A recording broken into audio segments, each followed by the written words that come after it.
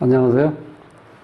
오늘은 210번째 이제 강의 시간인데, 일주론 중에서 신미 일주론에 대해서 오늘 공부를 하겠습니다. 자, 신미는 일단 맨 먼저 두드러지는 건 뭐냐면 이게 신미가 현침살이라는 거예요, 현침살. 물론 일반적으로 기본적으로 생극재화를 이제 우선을 해야 되지만, 요 살이 갖는 의미는 어떤 성질을 나타낸다는 거예요. 이렇게 지금 신미처럼 이렇게 아래 위로 현침살이 있는 이런 일주는요, 일단 성격이 까다롭다. 그 다음에 뭔가 예리하고, 냉정하고, 그러니까 이 말이라든가 행동, 표정에서 좀 이제 과격하게 얘기하면 살기를 느낀다는 거예요. 그러니까 이런 사람을 만나면요, 굉장히 피곤해요, 나중에. 물론 이제 본인도 피곤하겠죠. 모든 걸 거의 완벽하게 처리하려고 하는 어떤 그런, 어떻게 보면 너무, 그 스스로가 이제 자승자박하는 거죠. 그래서 이 신미일주는 일단 이렇게 좀 뜯어보면은 12운성으로 보면 이게 쇠자리야, 쇠.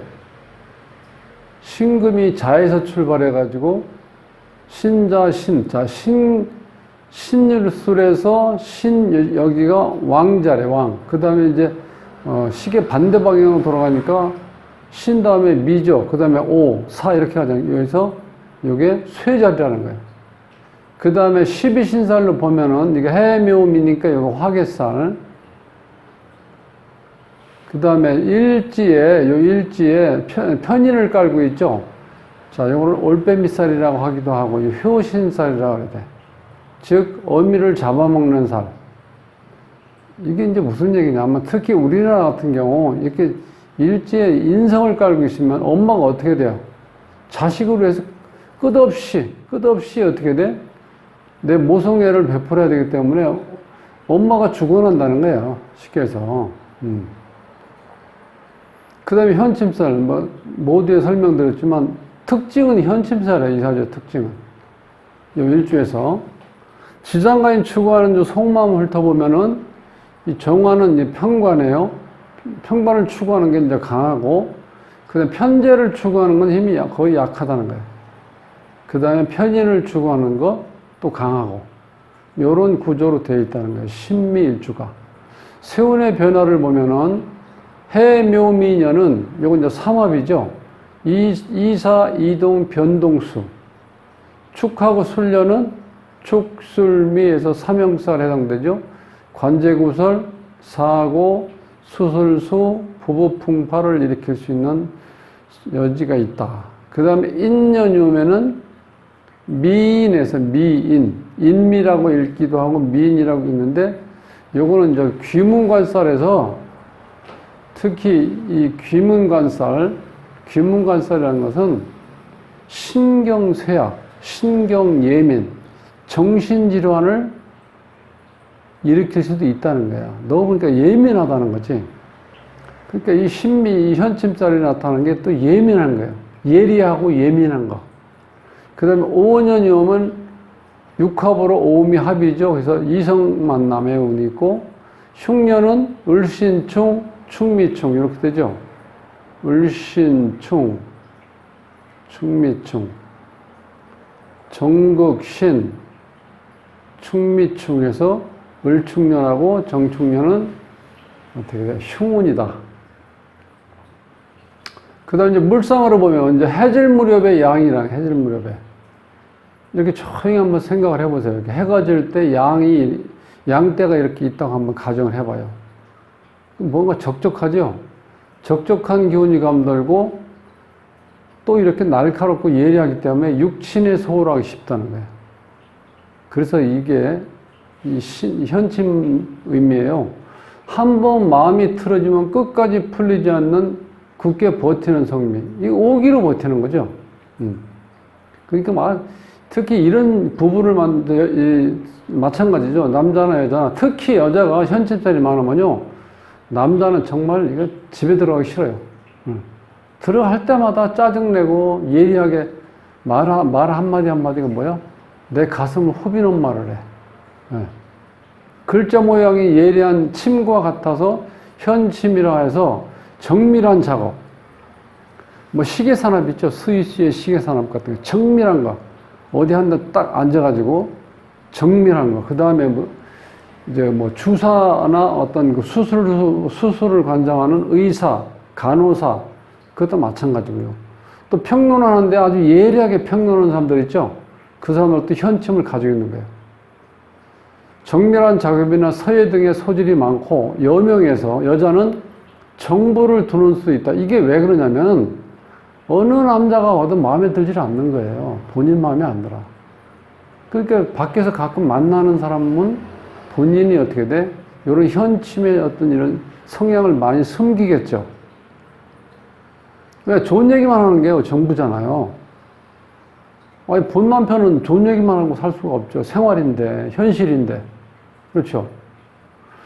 그래서 이 현침 있는 음식 솜씨가 뛰어난데, 꼬치나 튀김 요리에 특히 이제 두각을 나타낸다. 꼬치, 여기에도 또 현침 들어가 있죠. 꼬치가 뾰족하잖아요. 네. 근데 그렇게 물상 따라가는 거예요. 특히 한자는 이제 상형문자이기 때문에 그 모양에서 어떤 기운이 나온다는 거예요. 그래서 주술적인 어떤 이 힘이 나오는 게 전 세계에 엄청난 많은 어떤 그 문자가 있는데 이 한자가 갖는 특징 중에 하나가 주술적인 힘이 있다는 거예요. 이제 사주를 보면은요. 자, 요런 경우에는 지금 임술년, 정미월, 신미일, 임진시에 태어났는데 여자예요, 여자. 신미일주가 딱 걸렸죠? 보나마나 까칠하고 예리하고 예민한 거죠. 근데 특히 이 삼복도기를 깔고 앉아있기 때문에 이 주인공이 엄청 이 신경이 지금 날카로워져 있는 사람이에요. 이 주인공이. 거기다 또 삼복도기가 있죠? 늦가을이지만 여기에 또 불을 품고 있죠? 예, 이건 봄 기운. 이 사주 자체가 기본적으로 한여름에 태어났으니까 금수가 용신이겠죠? 예. 자, 이제 그렇게 보고, 자, 여자 사주에서 가장 중요한 게 이제 관이잖아요, 관. 남자. 남자가 정임합해서 목을 생성하죠? 이 사주에 지금 목이 없잖아요. 그런 의미에서는 좋은데, 일단 이게 어떻게 돼요? 이 정화, 남편, 남자가 이렇게 묶여버리죠, 이쪽으로요. 예.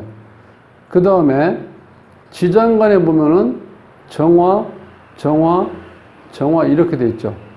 이 관사론적 사주예요. 그러니까 이 여자는 집에서 그렇게 탱탱거리고 밖에 나가서 생글생글 웃으면서 딴 남자를 만날 수도 있다는 거예요. 이런 사주 특징은.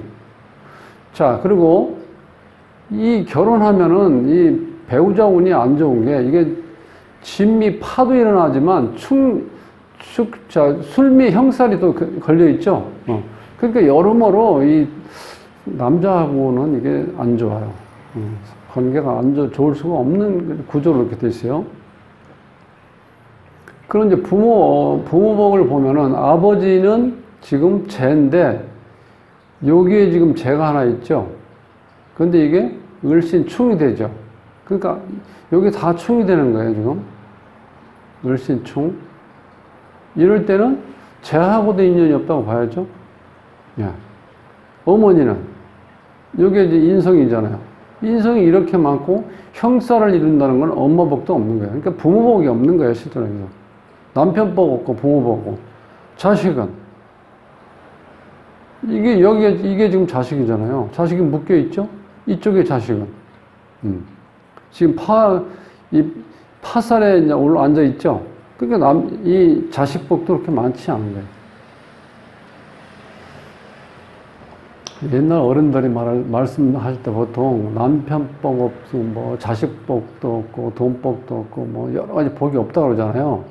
이 사주 구성이 그렇게 돼 있는 사주야, 어떤 형태가. 예, 전체적으로. 그리고 특히 여기 이제 자식에 대한 운운하는 건데, 이게 보면은, 이 신미에서 술이 이게 공망이에요, 공망. 여기 지금 자식이 공망에 앉아있죠? 그러니까 자식복도 이래 보나 저래 보나 자식복도 없는 거야. 예. 이제 그리고 한 가지 조금 이제 깊이 들어가면요. 좀 헷갈릴 수도 있는데, 음권, 양권이라는 말을 혹시 이제 들어보셨는지 모르겠는데, 요 신금이, 자, 요 태어난 달이 묘월에서부터 요 신월까지 여기 걸려 있으면, 요 때는 요 신금을 어떤 식으로 봐야 되냐? 경금과 같은 성향을 띈다는 거예요. 경금과 같은 성향. 신금이 어떻게 돼? 그러니까 이 계절로 치면 6개월씩 분류돼서 양적인 성향을 띠고 뒤에 유부터 시작해서 인월까지에 태어나면은 요 때는 오리지널 신금 일간을 나타내요. 성향을. 근데 요 양권이 있을 때 요 신금이 태어나면 요 때는 경금과 같은 성향을 갖는다는 거예요. 그래서 요게 제가 아까 설명드렸지만 을신충이라는 개념이 약해진다는 거예요. 이게 왜? 경금과 같은 역할을 하기 때문에 오히려 합의 개념이 있다는 거예요. 이렇게 이런 때는 이렇게. 네. 그러니까 여기 좀 애매하죠.